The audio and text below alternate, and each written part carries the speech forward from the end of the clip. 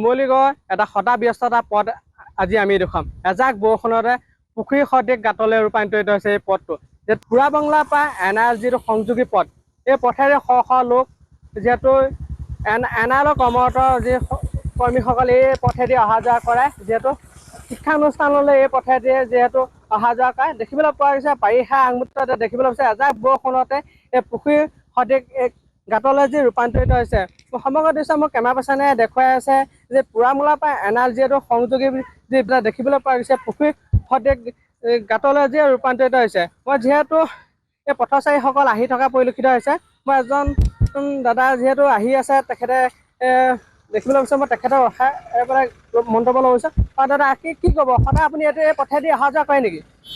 মই এই পথেদি অহা যোৱা কৰোঁ।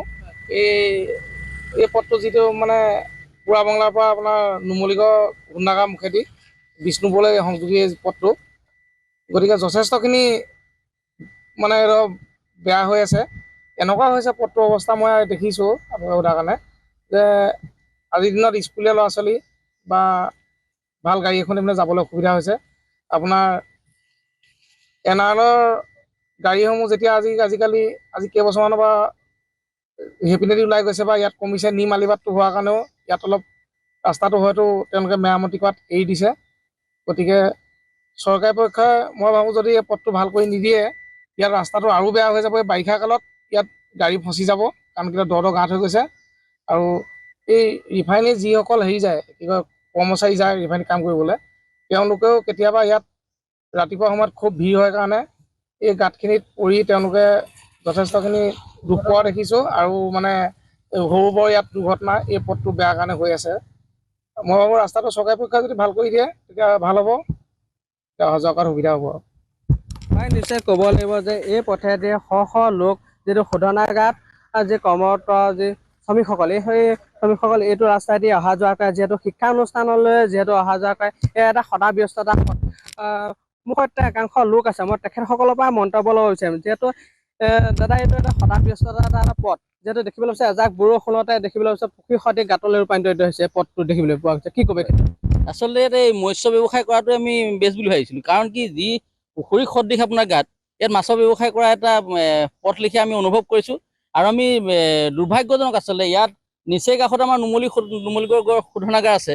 তো তেনেস্থলত তেওঁলোকৰ আজি প্ৰায় 1-1.5 বছৰ আগত শ শ মানে আপোনাৰ টেংকাৰ গাড়ী এই পথে অহা যোৱা কৰিছিলে। কিন্তু যেতিয়াৰ পৰা নিমবালি যি পথ নিৰ্মাণ কৰিলে, সেই নিমবালি পথ নিৰ্মাণ কৰাৰ পৰা কি হৈছে, গোটেই গাড়ীসমূহ সেই চাইডে অহা যোৱা হ'ল। এতিয়া সেই চাইডৰ পৰা অহা যোৱা কৰাৰ ফলত কি হৈছে, এইফালে ৰাইজ আচলতে স্কুলৰ ছাত্ৰ ছাত্ৰী সকলোৱে জীয়া যান্ত্ৰণাত ভুগিবলগীয়া হৈছে। আপুনি কলেজলৈ আহে হাজাৰ হাজাৰ ল'ৰা ছোৱালী বা আমাৰ স্কুললৈ আহে, কিন্তু পৰি ধৰি ইয়াত আচলতে ভৰিত দুখ পাইছে বা আপোনাৰ কেতিয়াবা দুৰ্ঘটনাত পতিত হৈছে। অনেকটা আচলতে সংঘাত হোৱা আমি দেখা পাইছোঁ।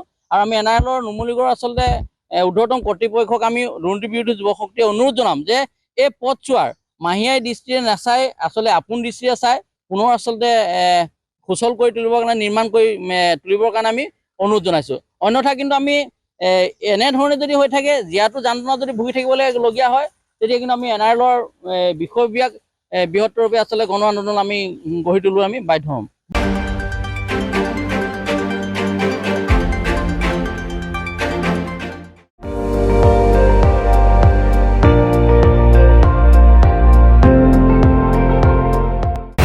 আপুনি চাই আছে ND24, সৰ্বশ্ৰেষ্ঠ নহয় সৰ্বোত্তমৰ দৌৰত।